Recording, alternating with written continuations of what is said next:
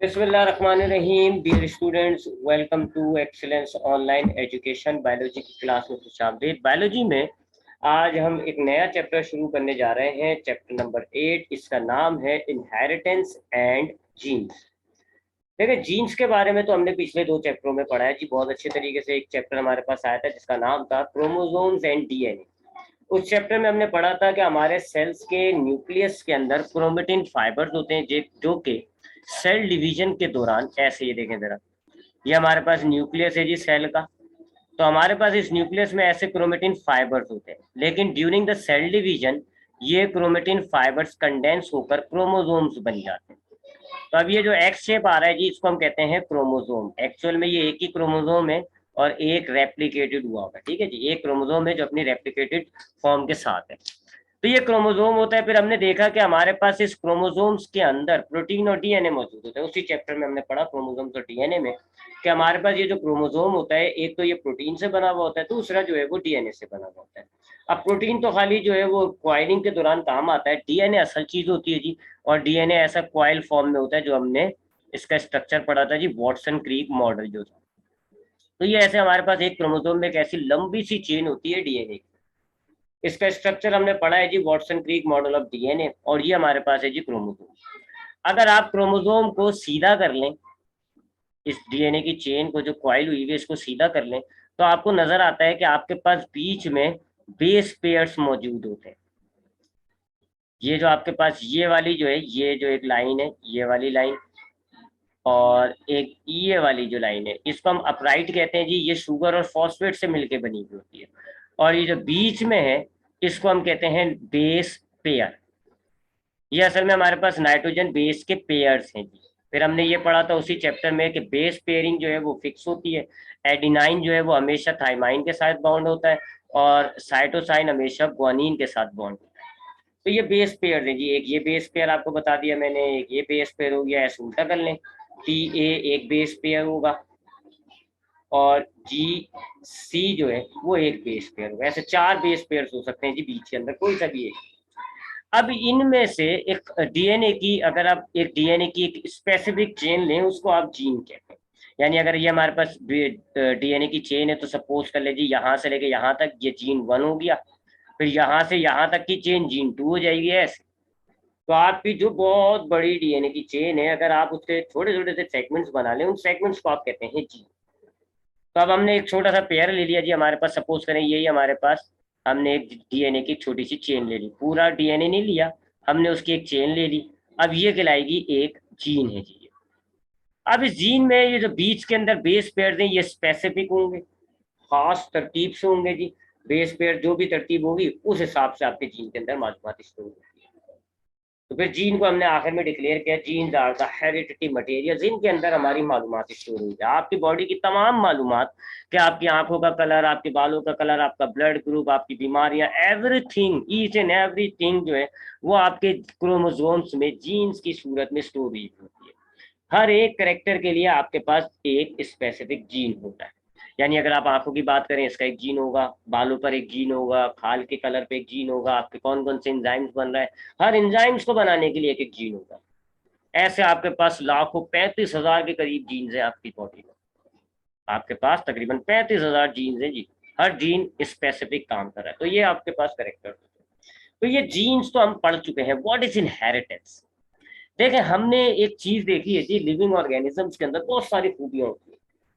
Living organism locomote कर सकता है, लिविंग ऑर्गेनिज्म रिप्रोड्यूस कर सकता है, लिविंग ऑर्गेनिज्म जो है वो खाना खाते हैं, उसको तोड़ते हैं, उसमें से एनर्जी निकालते हैं, एक्स वाई जेड, बहुत सारी प्रॉपर्टी है। उनमें से हमने एक प्रॉपर्टी देखी है कि हमारे पास जो लिविंग ऑर्गेनिजम्स होते हैं, वो जब रिप्रोड्यूस करते हैं तो उनकी औलादें पैदा होती हैं। और ये जो औलादें पैदा होती हैं, ये अपने माँ बाप से मिलती जुलती होती हैं।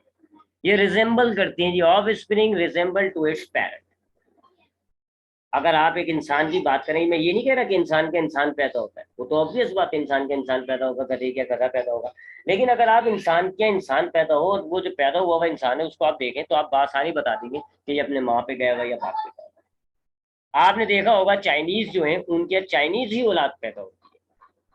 जो वेस्ट इंडीज के हैं, उनके वेस्ट इंडीजियन, यानी कि उनकी जो ब्लैक टोन स्किन होती है वही होती है। पाकिस्तानियों की औलादों को आप देख लें, पाकिस्तानी ही ब्लैक करेक्टर्स उनके अंदर मौजूद होते हैं। अंग्रेजों की अगर आप देखें, एक आदमी है जी, उसकी आंखें लाइट ब्राउन है, उसकी वाइफ की भी आंखें लाइट ब्राउन है, तो उनकी औलादों की भी आंखें लाइट ब्राउन होती है। ये जो है कि हम देख रहे हैं कि माँ बाप के कुछ करेक्टर्स हैं वो औलादों में मुंतकिल हो रहे हैं। इस प्रॉपर्टी को हम कहते हैं हेरिडिटी। इस प्रॉपर्टी को हम क्या कहते हैं जी? हेरिडिटी। हेरिडिटी। हेरिडिटी क्या है जी? एक प्रॉपर्टी होती है जो लिविंग ऑर्गेनिजम्स के पास मौजूद होती है जी, और इस प्रॉपर्टी के तहत ऑफ स्प्रिंग जो होती हैं, उनकी औलादें जो होती हैं उनकी, वो रिजेंबल करती हैं, मिलती जुलती होंगी किससे? पेरेंट्स से। Resemble to its parents. इस खूबी को, जानदारों की इस खूबी को आप कहते हैं हेरिडिटी। तो हम देखते हैं जी, हेरिडिटी सारे लिविंग ऑर्गेनिजम्स में होती है। आम के पौधे से आम का पौधा ही बनता है। अगर एक लाल गुलाब का पौधा है तो उससे जो गुलाब पैदा होंगे वो भी लाल ही होंगे। इंसान में मैंने आपको बताया जी कि अगर एक पाकिस्तानी है जी, मेरी औलाद मेरी शक्ल में मिलेगी, सलमान खान की औलाद सलमान खान में मिलेगी, शाहरुख खान की औलाद शाहरुख खान में मिलेगी, गधे की औलाद गधे में मिलेगी। तो ये जो हम प्रॉपर्टी देख रहे हैं जी कि लिविंग ऑर्गेनिजम्स यानी जो पेरेंट्स होते हैं, औलादें जो पैदा हो रही हैं वो अपने पेरेंट्स से मिलती जुलती हैं।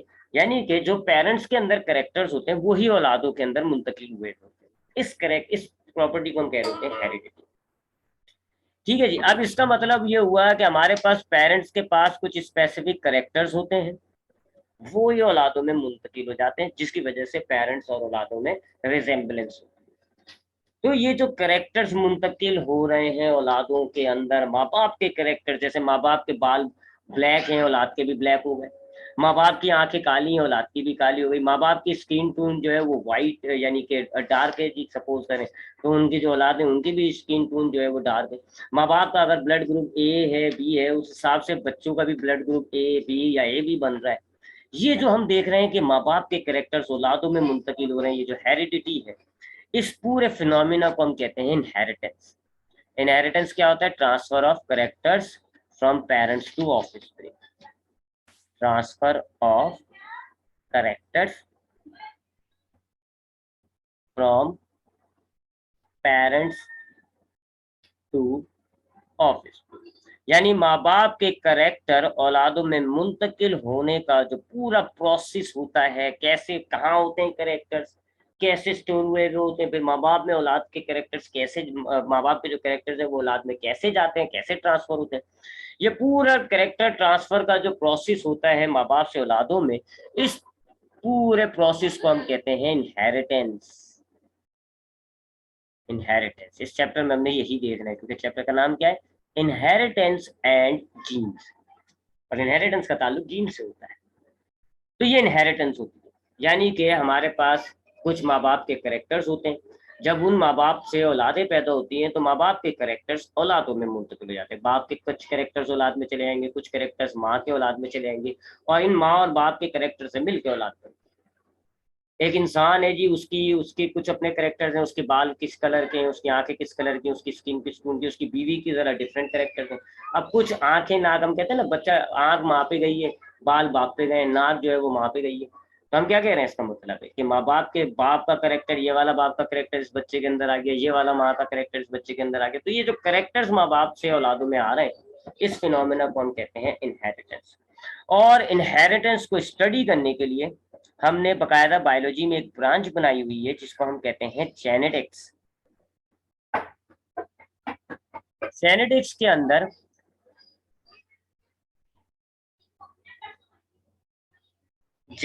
अंदर हम एक ये इनहेरिटेंस का फिनोमेना पढ़ते हैं, स्टडी करते हैं किस चीज की? Study of inheritance and genes. Inheritance का पूरा फिनोमेना स्टडी करने के लिए हमने बायोलॉजी में ब्रांच बनाई हुई है जिसको हम कहते हैं जेनेटिक्स। क्योंकि इनहेरिटेंस का ताल्लुक जीन से होता है, लिहाजा जीन्स को भी इसी ब्रांच में स्टडी करना होता है। तो ये हो गया जी हेरिडिटी, इनहेरिटेंस और genetics. What is genetics? Genetics biology की एक ब्रांच है जिसमें हम इनहेरिटेंस के फिनोमिना को स्टडी करते हैं, जीन्स को स्टडी करते हैं। What is inheritance? माँ बाप से करेक्टर्स औलादों में जो मुंतकिल होते हैं, इस फिनोमिना को हम इनहेरिटेंस कहते हैं।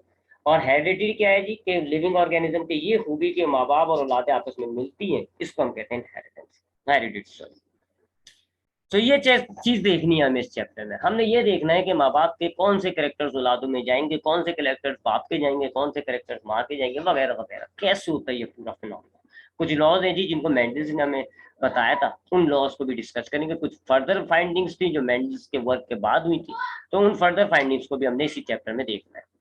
अब इनहेरिटेंस को पढ़ने से पहले हम यहाँ बात करेंगे कुछ इंपॉर्टेंट टर्मिनोलॉजीज की। इंपॉर्टेंट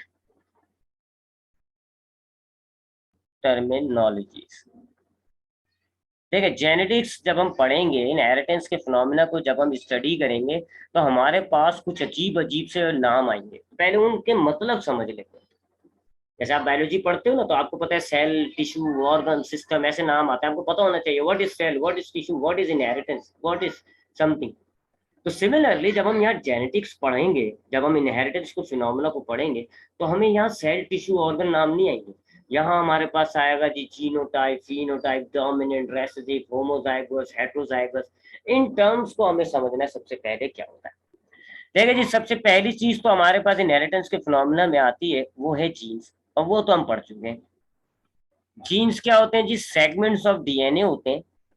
डीएनए के कुछ टुकड़े होंगे, segments of DNA with specific sequence, with specific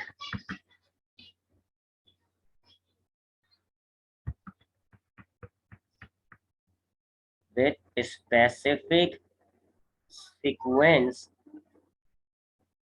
of base pairs।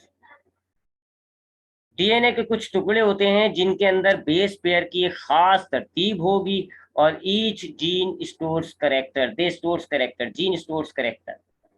Gene store करता है करेक्टर, और यही ट्रांसफर करेगा माँ बाप से औलादों के करेक्टर।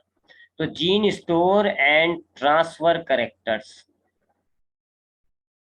ट्रांसफर करेक्टर, यानी अगर एक इंसान की आंखें काली हैं, ये उसका जो करेक्टर है, ये स्टोर हुआ है उसके जीन के अंदर, और यही करेक्टर जीन जब उसके औलादों में ट्रांसफर होगा तो ये करेक्टर उसके औलादों में चला गया।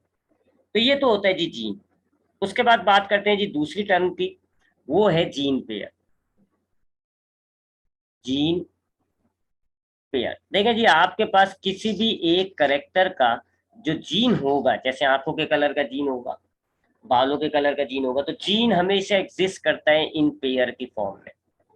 Gene exist in pair, exist in pair, यानी किसी भी एक करेक्टर का आपके पास एक जीन नहीं होगा, बल्कि दो जीन होंगे जो कि पेयर बने होंगे। आपकी आंखों के कलर के दो जीन्स होंगे, आपके बालों के कलर के दो जीन्स होंगे, आपके नाक, आपके खाल के टून, आपके ब्लड ग्रुप, हर चीज, हर करेक्टर का एक जीन नहीं होता है, बल्कि एक जीन पेयर होता है। इसकी वजह हमने पता है कि हमारे सेल के अंदर 46 क्रोमोसोम्स होते हैं। हमारे एक सेल में 46 क्रोमोसोम्स हैं, लेकिन इन 46 क्रोमोसोम्स में से 23 इनहेरिट हुए हैं फादर की तरफ से, 23 इनहेरिट हुए हैं मदर की तरफ से। फादर के गैमेट के अंदर हमारे पास 23 क्रोमोसोम्स आते हैं, मदर के गैमेट के अंदर हमारे पास 23 क्रोमोसोम्स आते हैं, और ये मिलकर हम जो है वो 46 क्रोमोसोम्स के इंसान बने। तो हमारे 46 क्रोमोसोम्स में से 23 फादर के हैं, 23 मदर के हैं। ये दोनों सिमिलर सिमिलर होते हैं, और इनको हम कहते हैं होमोलोगस क्रोमोसोम्स। और फिर ये पेयर की सूरत में एग्जिस्ट कर रहे होते हैं, यानी एक ये पेयर बना हुआ है जी, इसमें से एक जो है वो फादर वाला हो गया, एक मदर। फिर इसी तरह एक पेयर ये हो गया जी, इसमें से एक फादर वाला हो गया, एक मदर का। ऐसे हमारे पास 23 पेयर होंगे जी, टोटल 46 क्रोमोसोम होंगे। तो 23 पेयर होंगे, एक पेयर के अंदर एक जीन होगा, दूसरे एक पेयर के एक क्रोमोसोम में एक जीन होगा दूसरे में, यानी कि एक जीन यहाँ होगा ए पे, एक जीन यहाँ होगा बी पे, तो ये एक जीन पेयर हो गया। तो याद रखिएगा, एवरी करेक्टर जो आपकी बॉडी में, हर करेक्टर का एक जीन पेयर मौजूद होगा। अगर आप आंखों के कलर की बात करें तो एक जीन नहीं होगा, एक जीन पेयर बनाएंगे। मिसाल के तौर पे आई कलर है, अगर सपोज करें हमारे पास आई कलर, तो अब इसका आंखों का कलर मेरा जो भी है, ब्लैक है, ब्लू है, व्हाइट है, जो भी है मेरी आंखों का कलर, इसका मेरे क्रोमोसोम्स के अंदर बकायदा एक जीन पेयर होगा, जिसको हम दो अल्फाबेट से डिनोट करते हैं। एक अल्फाबेट एक जीन, एक अल्फाबेट एक जीन। ये हो गया जी जीन पेयर वाली बात। अब आते हैं जी ट्रेड्स पर। ट्रेड्स क्या होते हैं? ये जो हम करेक्टर्स ट्रांसफर देख रहे होते हैं, जो करेक्टर्स हमारे होते हैं, जो माँ बाप से औलादों में मुंतकिल होते हैं, इन करेक्टर्स को हम कहते हैं traits. Characters which transfer are called traits. Characters which transfer are called traits. यानी कि हमारी आंखों का कलर ये एक करेक्टर है जो हमारी औलादों में मुंतकिल होगा, लिहाजा आंखों का कलर एक ट्रेड हो जाएगा। हाइट हमारी एक ट्रेड हो जाएगी, ब्लड ग्रुप एक ट्रेड हो जाएगा, स्किन कलर एक ट्रेड हो जाएगा। तो ये जो करेक्टर्स होते हैं जिनका जीन पेयर मौजूद होगा, जो हमारे माँ बाप से हमारी औलादों में मुंतकिल हो रहे होते हैं, इन करेक्टर्स को हम कह रहे होते हैं ट्रेड। फिर ट्रेड के बाद नेक्स्ट चीज जो आएगी जी, वो है हमारे पास एलील्स। एलील्स, अब एलील्स को समझने के लिए एक एग्जांपल से स्टार्ट करते हैं जी। सपोज करें हम एक ट्रेड लेते हैं जी, आई कलर, आंखों का कलर। अब ये एक ट्रेड हो जाएगा जी। अब इस ट्रेड में कई वैरायटीज हो सकती हैं। आंखों का कलर जो है वो ब्लैक भी हो सकता है, आंखों का कलर जो है वो ब्लू भी हो सकता है, आंखों का कलर जो है वो ब्राउन भी हो सकता है। ठीक है जी, तो हम क्या कहेंगे कि हमारे पास आंखों का कलर ग्रीन भी हो सकता है, लाइट ब्लू भी हो सकता है, बहुत सारे। तो आंखों का कलर ये एक ट्रेड होगा, ये एक करेक्टर है जो कि औलादों के अंदर मुंतकिल होता है, लिहाजा ये एक ट्रेड हो गया। अब ये इस ट्रेड के आप देख रहे हैं जी, एक नहीं बल्कि 3-4 किस्म की वैरायटीज है। ये वैरायटीज है जी हमारे पास। अब हर वैरायटी का एक एक जीन आप डिनोट कर लें। जैसे इस ब्लैक कलर को आप कैपिटल बी कह लें, इस ब्लू को आप कह लें स्मॉल बी, इस ब्राउन को आप कह लें जी सी, इस ग्रीन को आप कह लें जी डी। ये हमने रिप्रेजेंट करने के लिए ना इनके जीन का एक एक अल्फाबेट डाल दिया। जैसे आप मैथ के अंदर सिंबल्स यूज कर लेते हैं, वेरिएबल एक्स वाई जेड, इस तरह के हमने इन जीन्स के इस कैरेक्टर्स को डिनोट करने के लिए हमने ये स्पेसिफिक डाल दिया। अब अगर एक इंसान की आंखों का कलर ब्लैक है, ब्लैक है, ठीक है जी, तो इसका मतलब है उसके पास जीन पेयर होगा जी ब्लैक और ब्लैक ऐसा। ब्लू है जी, तो उसका मतलब है जी ये ब्लू होगा, दूसरा भी ब्लू होगा। ब्राउन है जी, इसका मतलब है एक सी होगा, तीसरा, ऐसा जीन पेयर्स हैं, ये जीन पेयर्स हो गए। अच्छा, अब ये जो हमारे पास ट्रेड है इसके आप देख रहे हैं जी मुख्तलिफ वराइटीज हैं। ये एक जीन है, ये दूसरा जीन, ये तीसरा। ये एक दूसरे के आपस में क्या कहलाएंगे? एलील्स कहलाएंगे। ये कहलाएंगे आपस में एक दूसरे के अलील्स। अलील्स जो होते हैं वो हैं क्या जी, एक ही जीन की मुख्तलिफ जो वराइटीज होती है ना, उसको आप अलील कहते हैं। जैसे आप ये देखो ना, ये सारे जीन्स असल में किस ट्रेड के हैं? ये सारे जीन इसी एक ट्रेड के हैं, आई कलर के, बस वराइटी अलग अलग है। जैसे अगर आप एक कपड़े की दुकान पे जाओ, वहां आपको सारा क्या मिलेगा? कपड़ा होगा, लेकिन उनकी वराइटीज अलग होंगी। कोई नीले कलर की कमीज होगी, कोई ब्लू कलर की कमीज होगी, कोई व्हाइट कलर की कमीज होगी। तो आप क्या कहोगे? ये शर्ट्स आर करेक्टर्स, और ये जो इनके अंदर वराइटी है ये अलीज। ठीक है, तो अगर आपके पास एक ट्रेड है, उस एक ट्रेड की कई कई किस्म के जीन्स होते हैं जिनके अंदर उस ट्रेड की अलग अलग ट्रेड की अलग अलग मालूमात होती है। उन डिफरेंट टाइप ऑफ ट्रेड्स को, उन डिफरेंट टाइप ऑफ जलील्स को आप कहते हो अलील्स। उसके बाद नेक्स्ट टर्म हमारे पास है जी होमोजाइगस और heterozygous. Homo homozygous condition and heterozygous, ये दो कंडीशन एक साथ पढ़ते हैं जी। ये क्या होती है? देखिए जी, मैंने अभी आपको ट्रेड और एलील्स में फर्क बताया। ट्रेड क्या होता है जी? किसी भी करेक्टर को आप ट्रेड कह लो। जैसे मिसाल के तौर पे हाइट, आपने हाइट एक करेक्टर होता है, लिहाजा ये एक ट्रेड हो गया। फिर हमने देखा कि जी इसके जीन्स जो होते हैं वो दो किस्म के हो सकते हैं ना। हाइट या तो टॉल हो सकती है या हाइट शॉर्ट हो सकती है। ये ट्रेड जो है हाइट, इसकी दो वैरायटीज हो सकती है, टॉल या शॉर्ट। अब टॉल को आप कैपिटल टी से डिनोट कर लें, शॉर्ट को आप स्मॉल टी से डिनोट कर लें। तो ये दो जीन्स है जी, जो दोनों एक दूसरे की क्या हो गई? अलील्स हो गई, क्योंकि एक ही करेक्टर की दो अलग वैरायटी है, तो हम इनको क्या कहेंगे? They are alleles, they are alleles. अच्छा जी, अब हमें पता है जी कि हमारे पास इस करेक्टर का एक ऑर्गेनिज्म में पेयर होगा, जीन का पेयर होगा। अब दो पॉसिबिलिटी है, मिसाल के तौर पे एक बंदा टॉल है या शॉर्ट है, जो भी है, दो पॉसिबिलिटी है, या तो उसके पास दोनों टॉल हो ऐसे टी टी, या ये हो जी। तीन पॉसिबिलिटी या चार पॉसिबिलिटी बना देता हूँ, तीन में। या तो उसके पास ये वाला जीन पेयर होगा, या इसके पास ये वाला जीन पेयर होगा, या इसके पास ये वाला जीन पेयर होगा। इस वाले पेयर के अंदर और इस वाले पेयर के अंदर आपको नजर आ रहा है दोनों अलील्स एक जैसे हैं, जबकि इस वाले पेयर के अंदर आपको नजर आ रहा है दोनों अलील्स डिफरेंट है। तो जब एक जीन पेयर में दोनों अलील सेम होते हैं, ऐसी कंडीशन को हम कहते हैं होमोजाइगस। होमोजाइगस क्या, किस कंडीशन को कहते हो? कि अगर आपके पास किसी एक पर्टिकुलर ट्रेट के दोनों जीन पेयर्स एक जैसे हो, दोनों अलील्स एक जैसे, उसको आप कहते हो हेटेरोजाइगस। जबकि इस कंडीशन को देखे जी, ये एक ही ट्रेट को डिनोट कर रहा है जी हाइट, लेकिन यहाँ पर हमारे पास जो दो अलील्स हैं वो दोनों अलग वैरायटी के, एक टॉल का है एक शॉर्ट का है। ऐसे कंडीशन को हम कहते हैं हेट्रोजाइगस, हेटेरोजाइगस।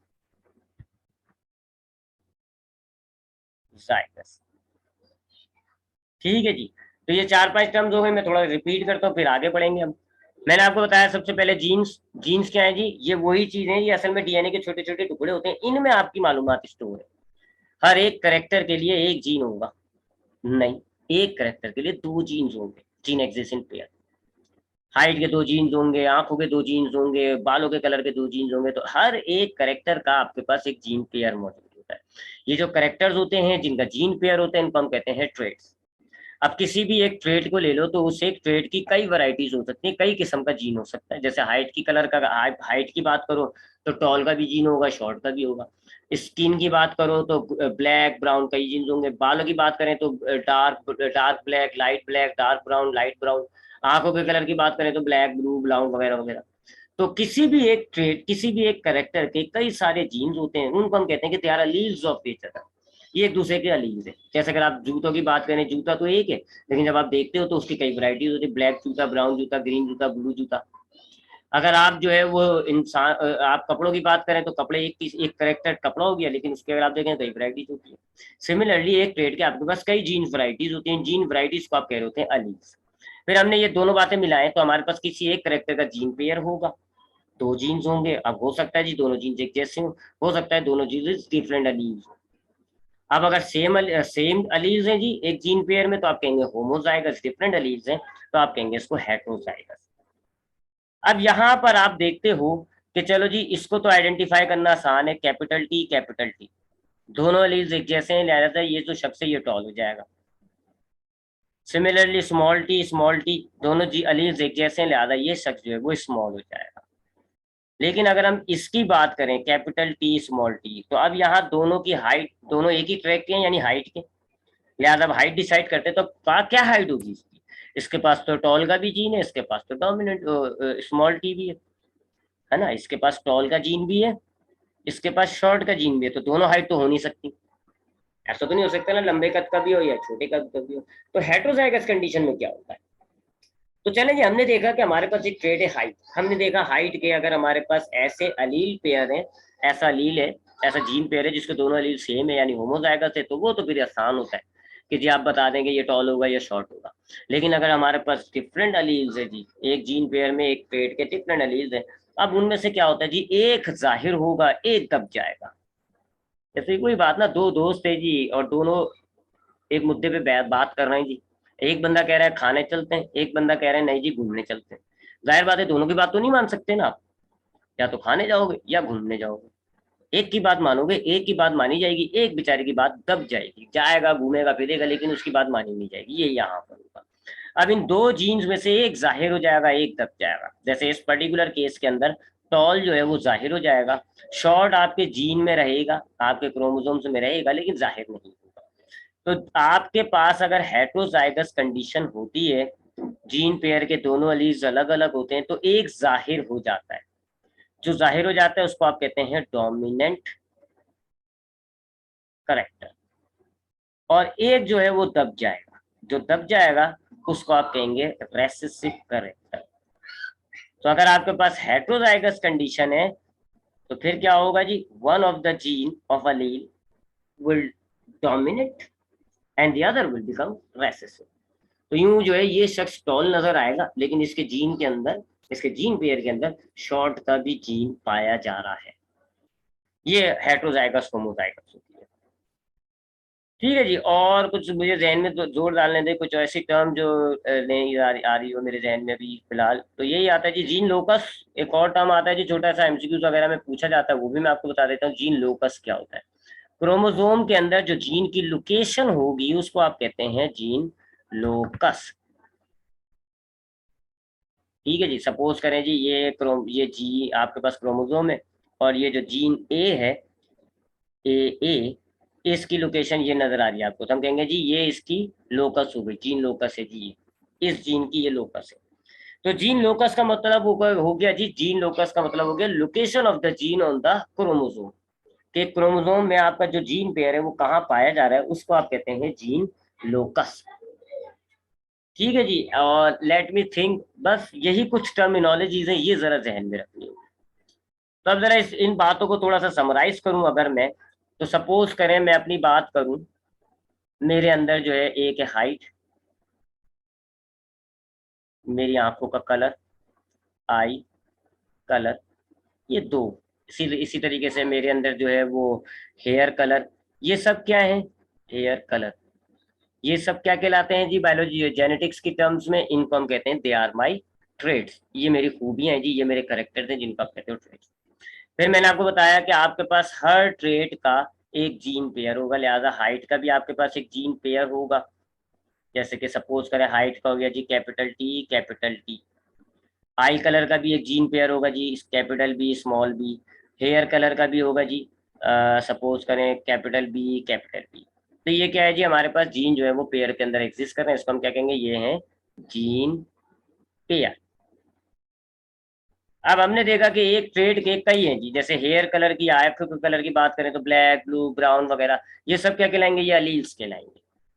एक ट्रेड के जो डिफरेंट टाइप के जीन्स होंगे उनको आप कहोगे अलील्स। तो यहाँ पर आपको देखो अलील्स नजर आ रहे हैं, दो अलील्स हैं जी यहाँ डिफरेंट डिफरेंट, जबकि यहाँ के अलील्स सेम है। ठीक है जी। तो एक एक ट्रेड के जो कई सारे डिफरेंट किस्म के जीन्स होते हैं उनको हम कहते हैं जीन पेयर, ओ सॉरी अलील्स कहते हैं। अरे जी, अब इस कंडीशन को देखोगे, आप इस कंडीशन को देखोगे तो ये आप कहोगे कि दे आर होमोजाइगस, क्योंकि यहाँ पर जीन पेयर के दोनों अलील्स एक जैसे हैं।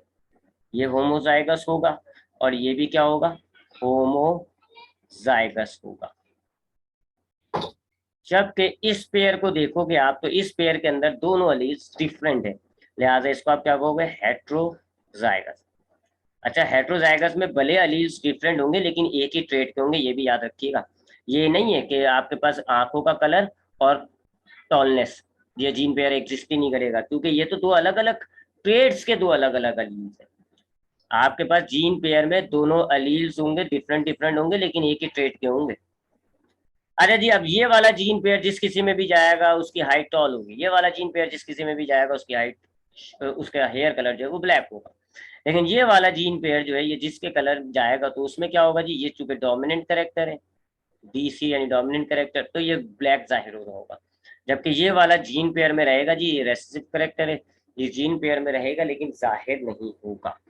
तो ये कुछ बेसिक टर्म्स थी हमारे पास जेनेटिक्स के हवाले से। अब इंशाल्लाह नेक्स्ट टाइम नेक्स्ट क्लास में हम इन बातों को मद्देनजर रखते हुए इनको जरा एक दफा वीडियो को दोबारा देख के इन तमाम टर्मिनोलॉजीज को रिपीट कर लिएगा, रिवाइज कर लिएगा। क्योंकि अभी तो मैं आपको पढ़ाऊंगा तो जाहिर बात है अभी इतनी मालूमात ऑलरेडी हो चुकी है, फर्दर मालूमात डालूंगा तो मिक्सअप होगा। इंशाल्लाह नेक्स्ट क्लास में हम ग्रिगोर मैन जॉन मेंडल ने जो हमें लॉस बताए थे ना, इनहेरिटेंस का मैकेनिज्म जो पूरा बताया है, थोड़ा सा वो हम पढ़ेंगे। सबसे पहले हमें ग्रिगोर जॉन मेंडल ने पूरा इनहेरिटेंस का मैकेनिज्म समझाया था कि हमारे अंदर कैरेक्टर्स कैसे स्टोर हैं, किस फॉर्म में, गैमेट्स कैसे बनते हैं, कैसी औलादों में जाते हैं, कैसा जीवन। वो फिर हमने जेनेटिक्स की हमने इब्तदाई मालूमात आ गई, फिर उसके अंदर फर्दर करेक्शन होती गई, लोगों ने उसके अंदर फर्दर करेक्शन करी, उन्होंने 3 लॉज बनाए थे, अब तक तो 2 लॉज गलत भी साबित हो चुके हैं। लेकिन जाहिर बात है उन्होंने हमें एक रूट कॉज दिया, उन्होंने हमें बेसिक बनाया, हमारी बिल्डिंग की बुनियाद बनाई, फिर उस बुनियाद को लोगों ने आगे करा। तो इसलिए हम जेनेटिक्स के वो जो 3 लॉज हैं, भले वो 2 लॉ गलत हो गए लेकिन फिर भी हम वो पढ़ेंगे। Law of segregation, law of dominance, law of independent assortment. इसमें एक लिहाज से देखा जाए तो बस सिर्फ पहला ही लॉ बचा रहा, law of segregation. Law of dominance खत्म हो चुका है, गलत हो चुका है। लॉ ऑफ इंडिपेंडेंट असॉर्टमेंट गलत हो चुका है, लेकिन फिर भी हमने पढ़ना है, मैंने आपको बताया ना वो बेसिक्स थी हमारे पास। तो इंशाल्लाह हमने उस चीज को देखना है, लेकिन उससे पहले कोशिश करेगा कि ये जितनी भी जेनेटिक्स की बेसिक टर्मिनोलॉजीज थी, जीन जलील्स, क्योंकि यही वर्ड यूज होंगे। हम कहेंगे देखो जी ये हाइड एक ट्रेड है, इसका एक जीन पेयर है, ये जीन पेयर होमोजाइगस से कैसे पता चलेगा, अगर दोनों अलील्स एक जैसे होंगे। हेट्रोजाइगस से कैसे पता चलेगा, अगर दोनों अलील्स डिफरेंट होंगे। फिर हम देखेंगे किस तरह है। तो जाहिर बात है पहले आप बेसिक समझ लें, गियर कहाँ है, गाड़ी कहाँ है, क्लच कहाँ है, रेस कहाँ है, फिर हम आपको चलाना सिखाएंगे। तो इंशाल्लाह अगली क्लास में हम लॉस को डिस्कस करेंगे।